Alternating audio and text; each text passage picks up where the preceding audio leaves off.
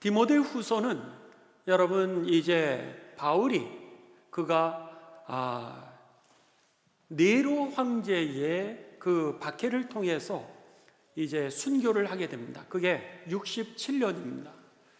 주경학자들에 의하면은 네로 황제가 이 바울을 갖다가 이 죽이기 전 1년 전에 그가 이 디모데 후서를 마지막으로 썼던 그 복음의 서신 중에 하나라고 이렇게 해석을 하고 있습니다.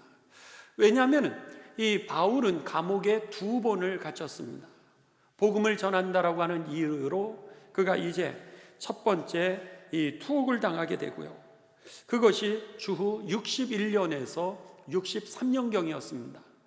그리고 나서 그는 잠깐 이제 풀려나게 됩니다. 사도행전 28장에 바울이 로마의 감옥에 투옥되었을 때 그 사건은 1차 그가 이제 투옥이 되었을 때입니다. 그게 61년에서 63년경입니다. 그리고 나서 다시 바울은 그 무죄로 풀려나게 되죠. 다시 66년에 그가 이제 잡혀서 67년까지 그가 네로 황제에 의하여서 순교를 당하기까지 그 사이에 복음을 전하다가 그리고 나서 마지막으로 이 네로 황제의 그 박해에 의하여서 투옥을 당하게 됩니다. 그러면서 마지막으로 그가 투옥을 당한 상태에서 보니까 지금 그의 제자였던 디모데가 에베소라고 하는 교회에서 그제 이 교회를 담임하고 있었습니다. 바울은 복음의 씨를 뿌리고 다녔고 그 복음의 씨를 갖다가 열매를 맺게 했던 사람은 누구였냐면 디모데였습니다. 바울이 그렇게 열심히 씨를 뿌렸지만은 그것을 누군가 도와주지 않았다면, 그리고 그 복음의 능력을 누군가가 이어가지 않았다면 오늘과 같이 전 세계로 복음이 이제 열매를 맺지 못했을 겁니다. 그런데 그 뒤에서 제2인자의 역할을 했던 사람이 누구였냐면 바로 디모데였습니다. 그래서는 디모데를 통하여서 이 바울의 복음이 성장하게 되고 그리고 아시아 지역의 뿌리를 깊이 이제 내리게 되었던 거죠. 디모데가 지금 바울이 감옥에 갇혔습니다. 네로 황제에 의하여서 이제 순교를 당하기 전인데 보니까 에베소를 섬기고 있었던 그 디모데의 교회에도 박해가 시작이 된 겁니다. 그런데다가 박해가 시작되다 보니까는 사람들의 마음이 막 갈라지기를 시작했습니다. 갈라지기를 시작하니까 이단이 또 그 사이에 들어오기를 시작했습니다. 그러다 보니까는 바울이 너무 가슴이 아픈 거예요. 그래서는 이 디모데에게 복음의 서신을 쓰게 되는 것이 바로 이 디모데 후서입니다. 그래서는 이 디모데 후서는 아주 간결합니다. 4장으로 되어 있는데 그 4장 중에서 그 1장의 내용은 뭐냐면 디모데에게 위로하고 격려를 하면서 너에게 주신 하나님의 은사를 기억하라고 하는 겁니다. 오늘 우리가 영적인 돌파를 할 때, 환난이 올 때, 시험이 올 때, 때로는 사역이 위축될 때가 있습니다. 스승이었던 바울이 지금 이제 순교하기에 앞서 있는 그 모습, 감옥에 갇혀 있는 그 모습을 보면서 나에게도 다가오고 있는 그런 두려움에 그의 사역이 위축될 수 있고요, 믿음이 시험될 수도 있었을 겁니다. 그랬을 때 바울은 이제 1장 1절에서 4절까지 무엇이라고 얘기를 하냐면 너의 하나님이 주셨던 그 은혜들을 기억하라고 그렇게 얘기를 합니다. 하나님의 은혜를 기억할 때에 우리들에게 영적인 돌파할 수 있는 능력이 있게 되고요, 환난을 이겨낼 수 있는, 감당할 수 있는 힘이 우리들에게 생기기 때문에 이 바울은 영적으로 위축되어 가고 있고 사역적으로 어려움을 겪고 있는 이 디모데에게 제일 먼저 1장에서 하나님의 은혜를 기억하라고 그렇게 권면하고 있습니다. 그러면서 하나님이 우리를 구원하신 것처럼 앞으로도 하나님이 책임지실 터이니 염려하지 말고, 내가 감옥에 있다라 그래서 염려하지 말고, 내가 순교한다 그래서 염려하지 말고, 오늘 박해가 오는 이 와중 속에서도 힘있게 오늘 복음을 위하여 기꺼이 우리가 고난을 감당하자고. 이렇게 지금 이 바울이 그가 감옥 안에서 감옥 밖에 있는 이 디모데를 격려하고 있는 말씀이 바로 1장의 내용입니다. 그리고 나서 2장에서 계속해서 우리가 복음으로 고난을 받을 때 기꺼이 복음을 위해서 고난을 감당했을 때 주어지는 하나님의 열매에 대해서 이렇게 얘기를 합니다. 군인들이 법대로 이제 그들이 이 훈련 받은 대로 나아가서 전쟁에서 승리할 수 있다라고 하는 겁니다. 경기에서 많은 사람들이 경기의 룰을 따라서 열심히 최선을 다하여서 준비한 사람들, 그들이 승리를 얻게 되어 있다라고 하는 겁니다. 면류관을 얻는 것처럼, 전쟁에서 승리하는 것처럼 이것은 하나님의 법칙이라는 거예요. 그렇기 때문에 고난을 두려워한다면 오늘 승리를 얻을 수 없고 면류관을 얻을 수 없다라고 하는 겁니다. 마찬가지로 군인들이 전쟁터에서 무서워하게 된다면 승리할 수 없다라고 하는 겁니다.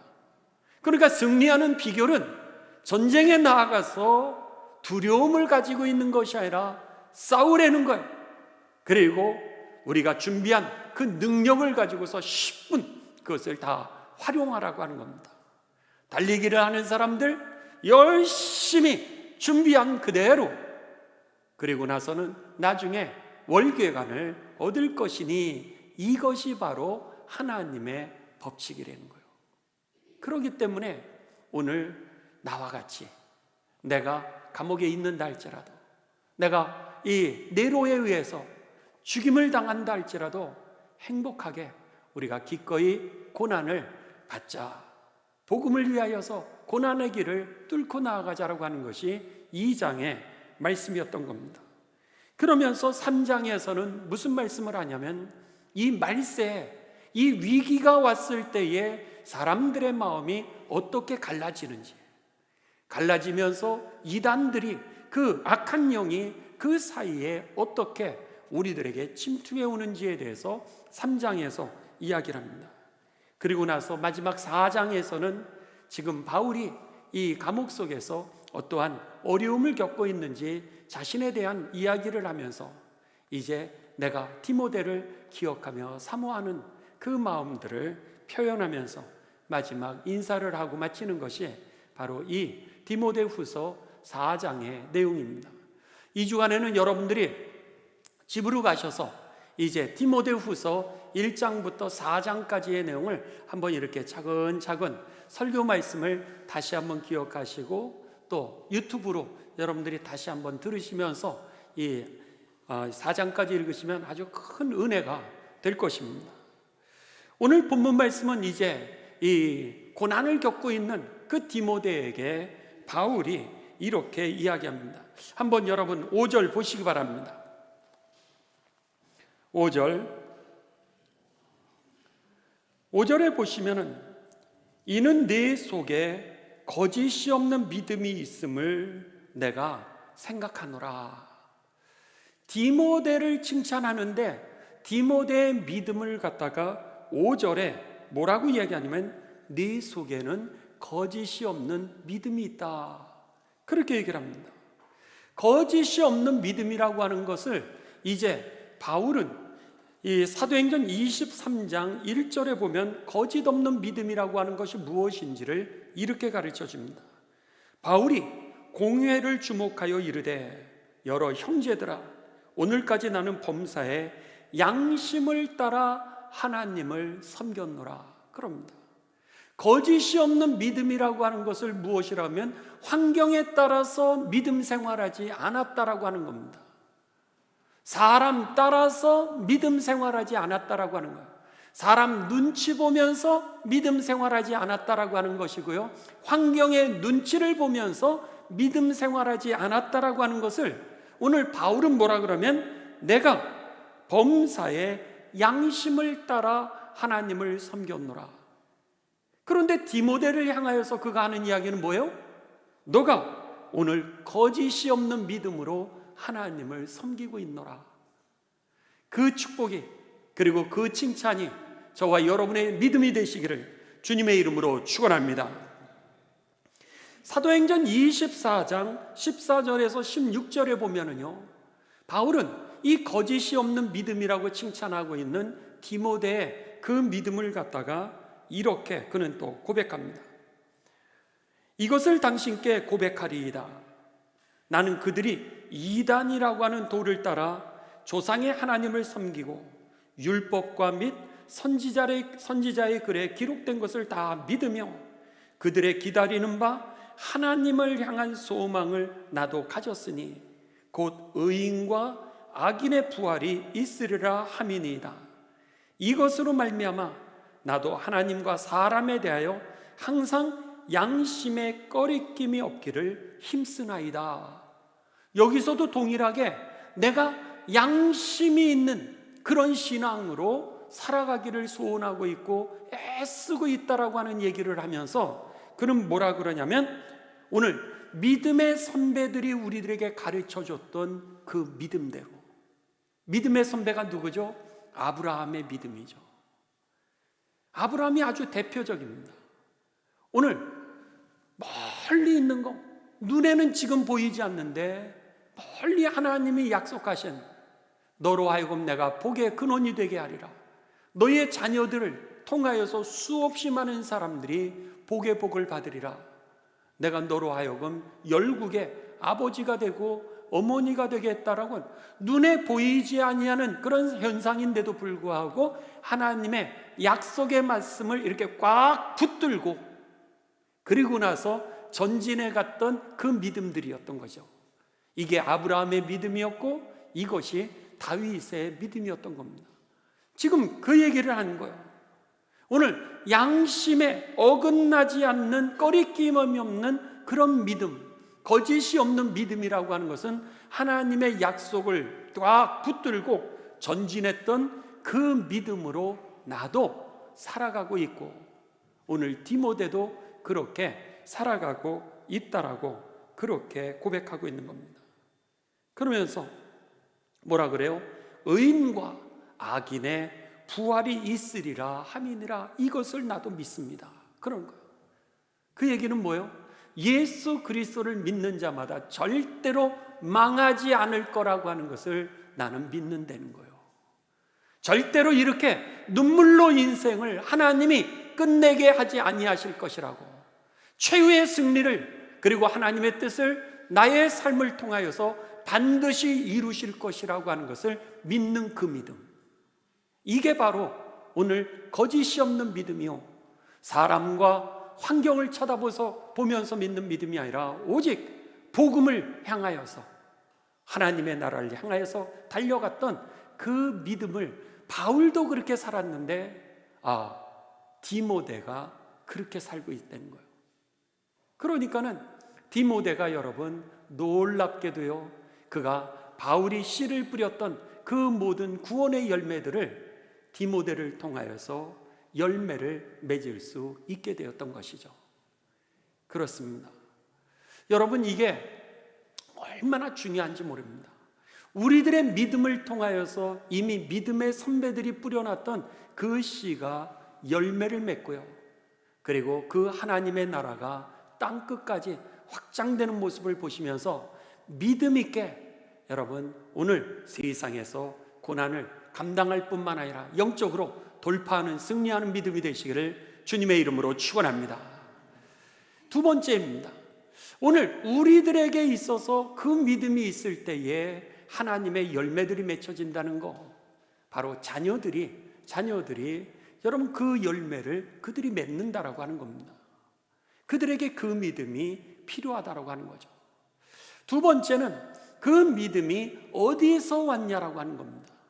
이 디모데가 가진 믿음은 바로 바울을 통해서 왔느냐, 그런 줄 알았어요. 그랬는데 놀랍게도 바울을 통해서 온 것이 아니라 그 믿음이 부모님을 통해서 왔다라고 하는 겁니다. 우리 5절에 계속해서 봅니다. 5절에 보시면은 이는 내 속에 거짓이 없는 믿음이 있음을 내가 생각함이라. 그러면서 이 믿음은 먼저 내 외조모, 외할머니입니다. 외할머니 로이스와 내 어머니 유니게 속에 있더니 네 속에 있는 줄을 확신하노라. 네 속에도 있는 줄을 확신하노라. 이 믿음이 나를 통해서 너에게 주어진 게 아니라는 거예요. 나를 통해서는 복음을 받아들일 수는 있습니다.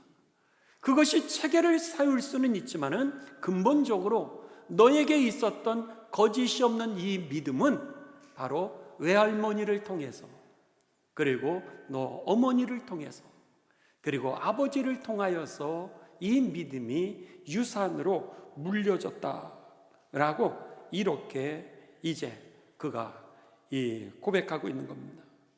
여러분, 그렇습니다.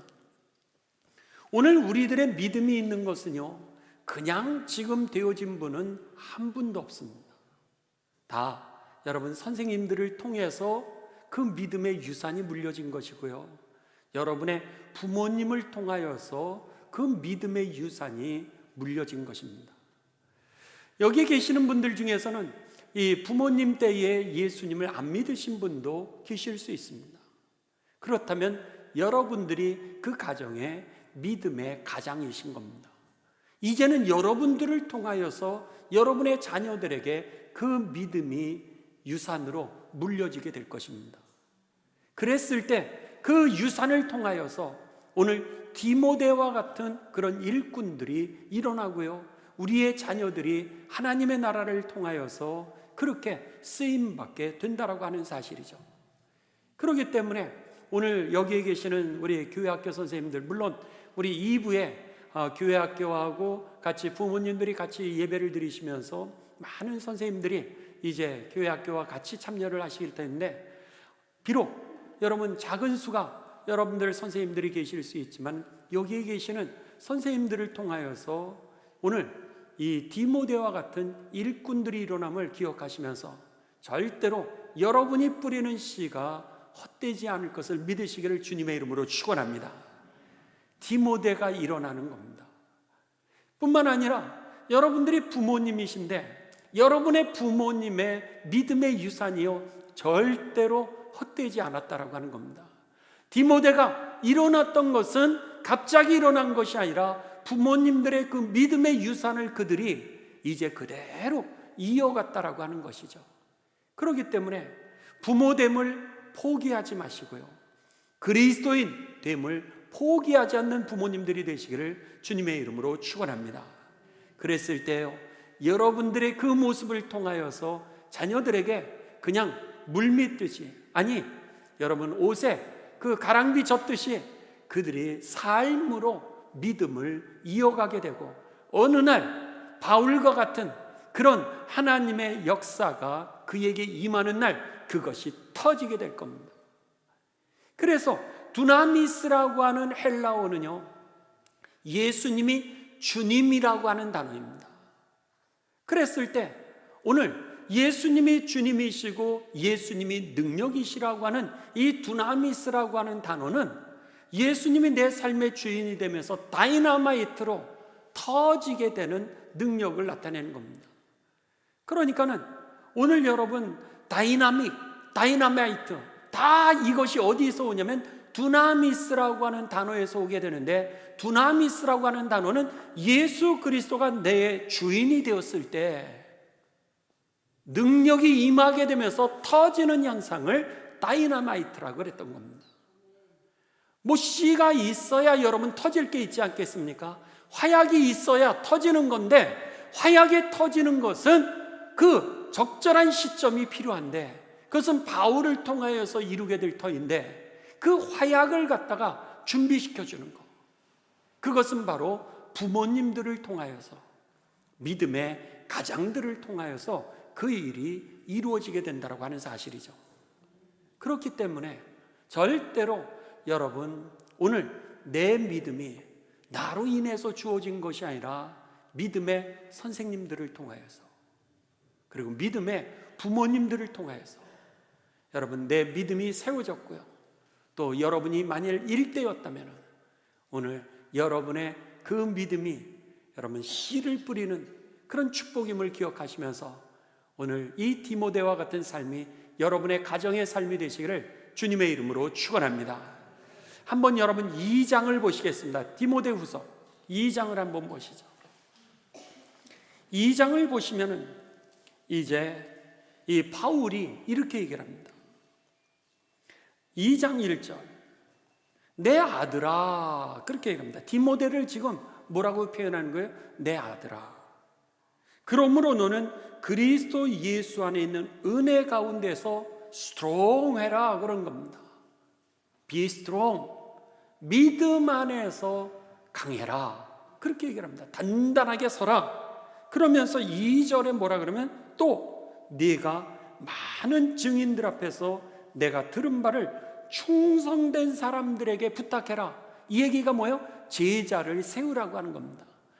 어머니가 디모데에게 복음을 물려주었던 것처럼 내가 복음에 단단하게 서가지고 그 다음에는 충성된 사람들에게, 예수님을 사모하는 사람, 우리들의 자녀들, 그들에게 하나님의 말씀을 맡기라는 거예요. 부탁하라는 얘기는 맡겨라, 이거 말씀을 줘라, 그런 얘기입니다. 양육해라.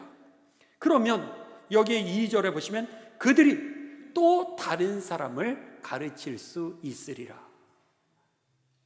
다른 사람을 가르치는 제자를 세우고 또 땅끝까지 이르러 복음을 전하는 일은 나는 할 수 없었는데 우리가 세웠던 그 제자들을 통하여서 땅끝까지 이르러 이 복음이 전해지고 있는 모습을 우리들이 보게 된다고 하는 겁니다. 절대로 믿음은 혼자 되지 않습니다. 선생님을 통하여서, 부모님을 통하여서 우리들이 이 자리에 있게 되었고요. 여러분, 우리 전도사님들 사랑해 주시고 저희 목회자들 사랑해 주시기 바랍니다.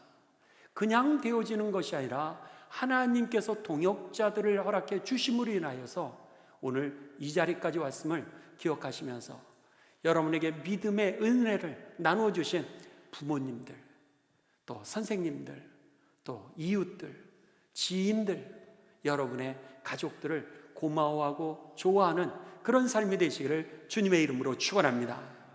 오늘은 어버이 주일입니다. 오늘 어버이 주일인데 우리 어버이 주일 노래를 좀 하려고 합니다.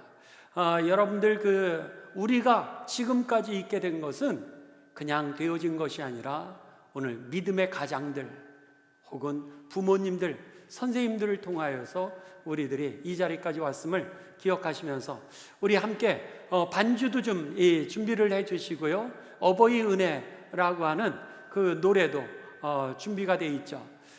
우리 그러면 같이 좀 해주시기 바랍니다. 우리 반주를 좀 우리 2부에 할 줄 알고 1부는 준비가 안 됐나요? 얼굴들이 그 준비하는 동안 여러분 특별히 오늘 어버이 주일입니다. 그랬는데 어버이를 우리가 기억하면서 그 은혜만 기억하지 마시고요. 여러분 실제로 은혜에 갚는 삶을 좀 사시기 바랍니다. 부모님의 은혜를 기억하는 그 삶은요, 특별히 물질도 중요합니다. 물질. 그러니까 부모님께 용돈을 드리십시오.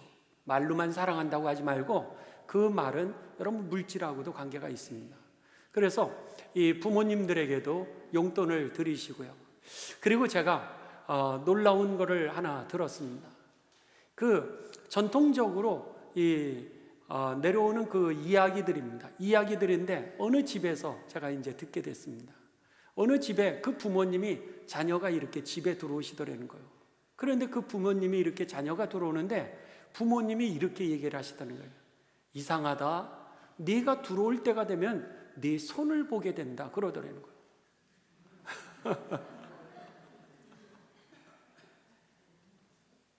자녀들이 부모를 찾아오면은 부모님들이 자녀도 보지만 자녀의 손을 본다는 거예요. 그래서 이 맹자의 이야기에 의하면은요, 부모님들은 시간이 가면 갈수록 비단을 입어야 따뜻하고요. 그리고 고기를 먹어야 배가 부르다라고 하는 그런 성어가 있습니다. 어르신들은 이런 생각을 많이 한다고 생각을 합니다.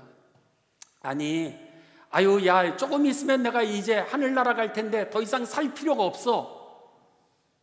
부모님들마다 그러실 겁니다. 이제는 더 이상 짐 늘릴 거 하나도 없어. 정리할 때지, 버릴 때지. 이렇게 얘기를 하신다는 거예요. 근데 그 맹자의 얘기에 의하면은 그렇지 않다는 거예요. 부모님들이 언제 따뜻하냐면 비단 옷을 입어야 따뜻하다는 거예요. 야, 너희나 먹어라. 너희 먹어. 나는 소화도 잘한대. 정말 그런 줄만 알았어요. 소화가 안 돼서 안 잡수시는 줄 알았는데 그 맹자의 얘기에 의하면은 고기를 먹어야 배가 부르다는 거예요. 그러니까 여러분, 그 부모님의 마음을 우리가 이해할 수 있어야 됩니다. 나이가 드시면서 그냥 막 옷을 입게 하시는 것이 아니라 따뜻하고 좋은 옷을 입으셔야 부모님이요 나가서 여러분 천대받지 않습니다. 다른 사람이 함부로 대하지 않습니다. 백화점 가실 때 여러분도 좋은 옷을 입고 가시잖아요. 왜? 대우를 받으려고. 부모님들도 똑같다는 거예요. 그래서 좋은 비단을 입혀야 따뜻하다고 하는 그런 이야기처럼 여러분, 부모님들 일부러라도 이 여름이 지금 다가오는데 여러분 옷들 챙겨드리시 바랍니다. 안에 있는 거라도 깨끗하게 입고 다니실 수 있도록, 예쁘게 옷을 입고 다니실 수 있도록 그렇게 만드시고요. 그것도 아유 나는 못 먹어, 그게 아니라 맛있는 걸 안 사드려서 안 잡수시는 거예요. 맨날 된장찌개만 잡수시고 맨날 집에 있는 김치찌개만 잡수시니까 맛이 없는 거예요. 그게 아니라 여러분 맛있는 데 모시고 가보십시오. 다 잘 잡수십니다. 하루에 3끼를 잡수시는데 한 끼 잘 잡수시고 2끼 안 잡수셔도 행복한 거예요. 유학생의 법칙 중에 하나가 있습니다. 유학할 때 보면은 유학생들의 하나의 법칙이 있는데 있을 때 잘 먹어두자. 그런 겁니다. 부모님들도 그러시는 거예요. 맛있는 거 있을 때는 여러분 소화가 안 되는데도 너무 행복해서 잘 잡수시는 거예요. 그리고 저녁 안 잡수시고 그 다음날 아침 안 잡수셔도 그게 배부른 겁니다. 기억하시면서 내가 나 된 거 그냥 된 것이 아니라 부모님들의 믿음의 유산을 통해서, 또 우리 교회학교 선생님들을 통해서, 전도사님들을 통해서, 또 목사님들을 통해서, 여러분 믿음의 좋은 선배들을 통하여서 우리가 지금 있게 됨을 기억하시면서 감사하고, 특별히 어버이 주일을 맞이해서 부모님을 찾아뵙고 효도하는 날이 되시기를 주님의 이름으로 축원합니다.